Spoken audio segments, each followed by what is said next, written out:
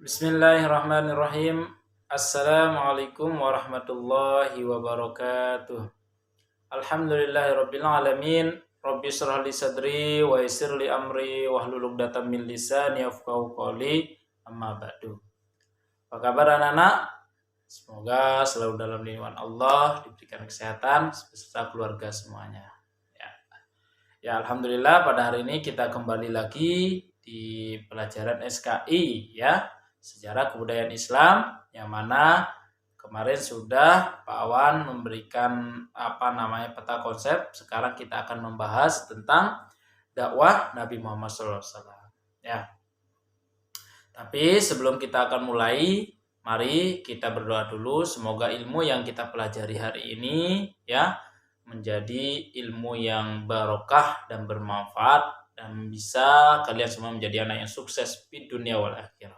Ya, berdoa mulai. Bismillahirrahmanirrahim. Doa selesai. Ya, anak-anak, nanti Pak Wan punya tugas untuk kalian ya, yaitu merangkum apa yang keluar di layar ini. Kalian tulis di buku tulis dan kalian kirim kembali lewat classroom boleh ya. Oke. Langsung saja kita mulai. Di sini dakwah Nabi Muhammad SAW. Ya, yang pertama yang kita bahas adalah dakwah Nabi Muhammad SAW. Islam ini adalah agama Allah Subhanahu Wa Taala, diperuntukkan untuk seluruh umat manusia. Ya. Nah, saat itu Rasulullah SAW ya melihat kelakuan orang-orang Islam, orang-orang kafir Quraisy sebelum masuk Islam ya. Nah, Rasulullah itu sering berkhalwat atau menyepi, merenung ya. Beliau itu sering ke Gua Hira. Nah, ketika menyepi atau berkhalwat, di Gua Hira, Nabi Muhammad SAW itu menerima wahyu yang pertama ya, yaitu surah Al-Alaq ya, melalui malaikat Jibril. Pada saat itu beliau berusia 40 tahun ya. Ingat, wahyu yang pertama adalah surah Al-Alaq ya, dan diturunkan di Gua Hira ya melalui malaikat Jibril, dan saat itu Rasulullah SAW berumur 40 tahun ya. Nah, kemudian beliau menceritakan itu, kejadian yang dialami Rasulullah itu diceritakan kepada Sayyidah Khadijah, istri beliau. Nah, setelah mendengar cerita itu, Sayyidah Khadijah itu mengajak Rasulullah SAW bertemu dengan sepupunya, ya, sepupunya Khadijah. Siapa? Yaitu Waraqah bin Naufal. Waraqah bin Naufal ini adalah ia adalah pemeluk agama Nasrani yang taat dan rajin sekali mempelajari kitab Injil ya dalam bahasa Ibrani. Nah, dalam pertemuan di situ tersebut, Waraqah bin Naufal menyampaikan bahwa Nabi Muhammad SAW itu adalah nabi yang terakhir ya, nabi dan rasul yang paling terakhir.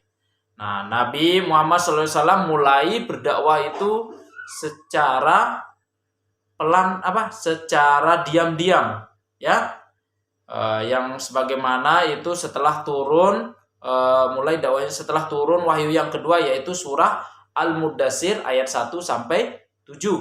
Nah, di sini beliau disuruh untuk berdakwah secara diam-diam. Nah, yang mana Rasulullah SAW ini kita akan bahas juga metode dakwahnya Rasulullah. Yang pertama, berdakwah dengan sembunyi-sembunyi. Nah, Rasulullah SAW ya berdakwah secara sembunyi-sembunyi itu kurang lebih selama berapa? 3 sampai 4 tahun. Kurang lebih ya. Kurang lebih 3 sampai 4 tahun. Nah, di situ setelah Rasulullah SAW menerima wahyu yang kedua, yaitu surah Al-Mudaththir ayat 1 sampai 7. Nah, di sini hanya terbatas. Rasulullah itu hanya mengajak siapa? Keluarga, kerabat-kerabat yang terdekat saja. Nah, sehingga mereka orang-orang yang baru masuk Islam ini ya, sahabatnya, keluarganya Rasulullah yang masuk Islam ini disebut dengan as-sabiqunal awwalin, atau disebut dengan orang-orang yang pertama memeluk agama Islam. Ya, ingat namanya as-sabiqunal awwalin, atau orang-orang yang pertama memeluk agama Islam. Nah, saat Rasulullah SAW berdakwah secara sembunyi-sembunyi, itu Rasulullah SAW itu bertempatkan di mana? Nah, beliau berdakwah itu di rumahnya sahabatnya, yaitu Arqam bin Abil Arqam. Ingat ya, tempatnya di mana berdakwah? Di Arqam bin Abil Arqam. Itu selama berapa tahun? Kurang lebih 3-4 tahun ya. Nah, dakwah yang kedua Rasulullah SAW yang kedua yaitu berdakwah secara terang-terangan.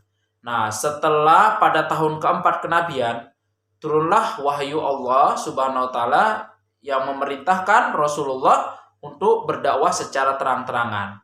Yaitu surah apa? Surah Al-Hijr ayat 94. Ingat-ingat lah ya.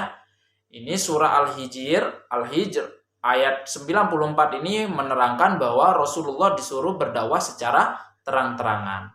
Nah, bagaimana bunyinya? Fasda' bima tu'maru wa'rid 'anil musyrikin. Maka sampaikanlah wahai Muhammad secara terang-terangan segala apa yang diperintahkan kepadamu dan berpalinglah dari orang-orang musyrik. Nah, beliau memulai dakwahnya itu saat bagaimana? Nah, Rasulullah itu mulai mengundang seluruh orang-orang Quraisy, orang-orang kafir Quraisy itu, kerabatnya, bahkan pokoknya keturunan kabilah ataupun suku Quraisy.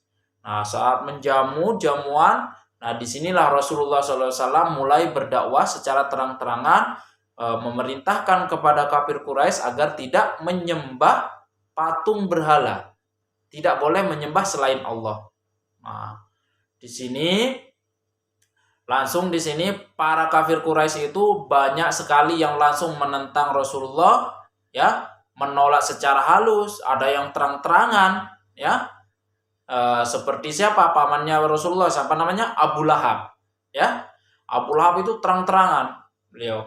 Kalau dia tetap melanjutkan dakwahnya, maka Rasulullah akan dimusuhi oleh seluruh orang-orang Quraisy, kafir Quraisy. Nah, tapi walaupun dimusuhi, Rasulullah tetap semangat, tetap tidak akan pernah putus asa untuk berdakwah, untuk mendakwakan Islam. Nah, di sini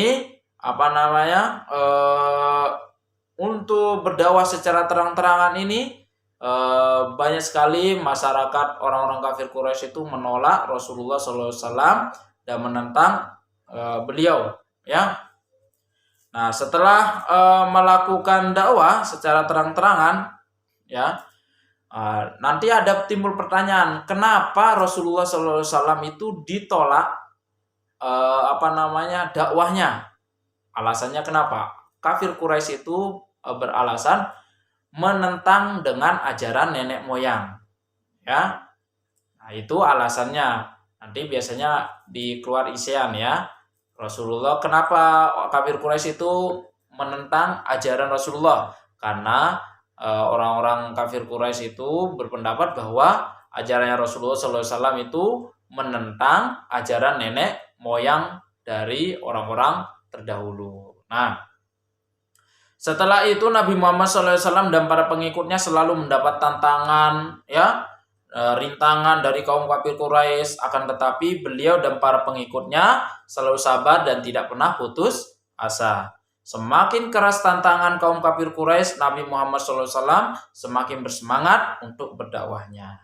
Nah, terus nanti kita akan bahas ketabahan Nabi Muhammad SAW dalam berdakwah, ya. Oke, itu saja pertemuan hari ini. Jangan lupa dikirim hasil rangkuman kalian, semoga bermanfaat, ya. Dan tetap disimpan pelajaran yang Pak Wan kasih ini, semoga nanti dipelajari kembali, semoga nanti menjadi ilmu yang barokah, ya. Mohon maaf kalau ada salah. Assalamualaikum warahmatullahi wabarakatuh. Ila liqa.